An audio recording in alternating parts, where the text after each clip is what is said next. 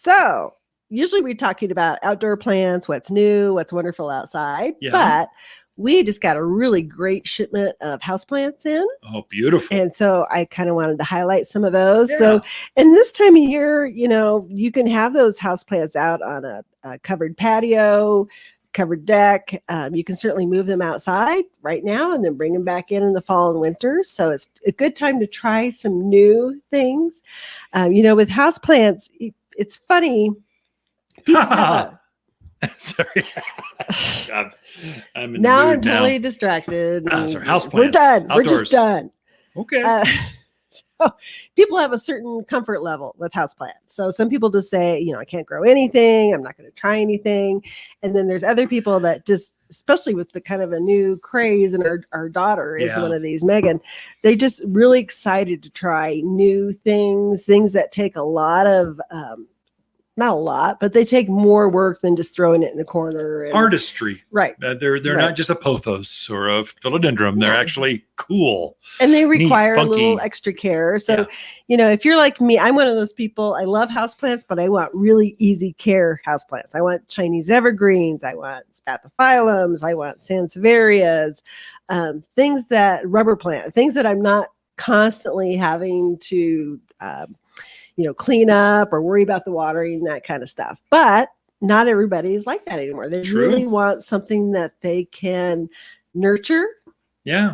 And that's what I was telling Meg, because she was killing some with nurture. With nurture. Hashtag plant parent. Death. Yeah. So I was like, Meg, you need some plants that you can really take care of. So she got really into ferns. Yeah. And so we actually have quite a nice selection of ferns in right now, more than just your Dallas or Kimberly Queen fern.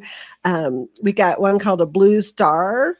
Ooh, that sounds neat. I know, it's a really pretty, you wouldn't look at it and go, oh, it's a fern.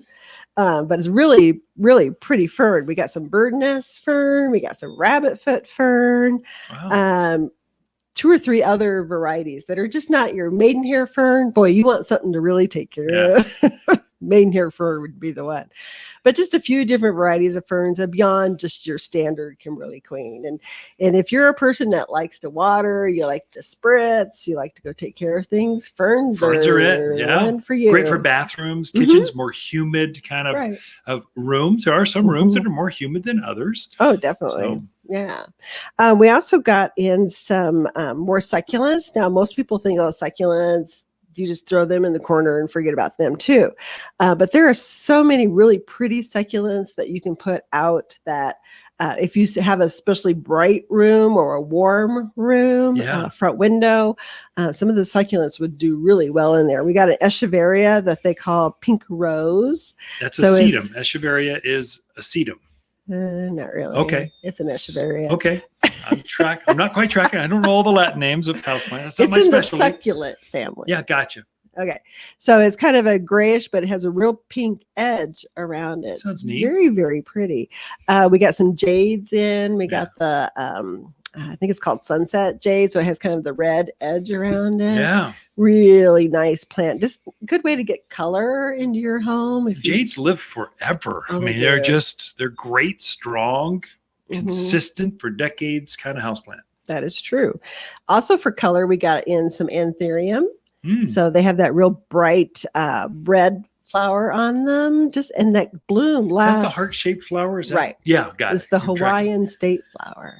I did not know that. Yeah. Sorry to insult the Hawaiians. I should know your state flower. But Anthuriums, a great houseplant for here. Right. And just really long lasting blooms. So good one to have in there. We also got, and I've only seen these a few times, but we've gotten a Hoya in. That's a variegated Hoya. Oh, cool. Really, that's unusual. Pretty. That's rare.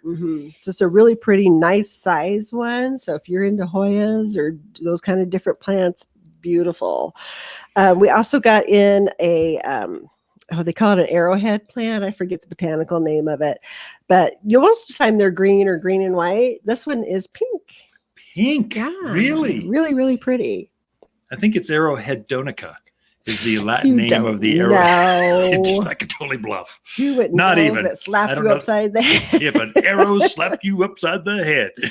Also for color, we got a Hypoestes So we got pink splash, red splash, and white splash. So if you're not familiar with that one, it is it's a foliage plant, not blooms, but foliage. And the leaves are kind of a variegated pink and white. Splotchy or variegation, just the outer edges. Oh, really? Yeah. Unusual. Yeah. I think that is that common name is like splotch plant or spot plant or polka dot plant or something like that. Don't know. But really pretty bright colors. So good way to get color into the house, even if you don't do blooms. African violets. Who doesn't love number one seller? A good African How many did you get? Like dozens or just we a always couple? try to, I think we're like 20 of them. Good. Assorted colors. Yep. So, they're coming up. Used to be just all you had was the ones with the purple blooms and that was it. Now they're pinks and whites and yellows. Variegated foliage, bigger, smaller. There's so many unique varieties. Great in windowsills. If you don't have a ton of room, but you've got a little windowsill you want to put something in, they're wonderful for that, just to brighten up the home. We also got, now Pothos is everybody's used to the pothos, and they are easy to grow. Yeah. So if you're like, I'm not sure about these crazy plants, but I would like something pretty. So we've got the Enjoy, which is a little bit smaller leaf, but it's white with green variegation. Okay, on it. That's interesting. Tends to be a little more compact, real pretty. We got Neon. So Neon is like a chartreuse green. True Kelly green, only brighter. Yeah. So it really shows up in your home. We got some nice marble pothos in the green and gold. So that's kind of a nice, easy care plant if you don't want to start out with a fern. So Pothos is that one that gets that really long trailing. It's a vine virtually. Right. So you can actually trail it around the kitchen if you wanted. Right. Or if you don't, cut that off and it'll just get bushier and bushier and bushier and bushier. Don't let it vine. You can actually self prune it to keep it bushier. And philodendrons. So philodendrons are another one that pretty easy care plant for the most part. We got some Monstera. We got the Congo green, which is actually, I kind of like that one a lot. Real different look to it. Hope. We got Swiss cheese.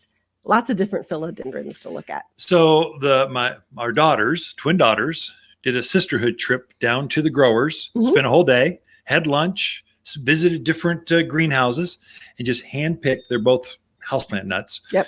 And just kind of, this is the selection they picked and delivered this week. Really so if you like rare, unusual, different kinds of tropical houseplants, no, first come, first serve. Right. So some of them are hard to find. Okay, Ken and Lisa Lane and the Mountain Gardeners. Thanks for coming in, Lisa. We will be right back after these important messages. Okay.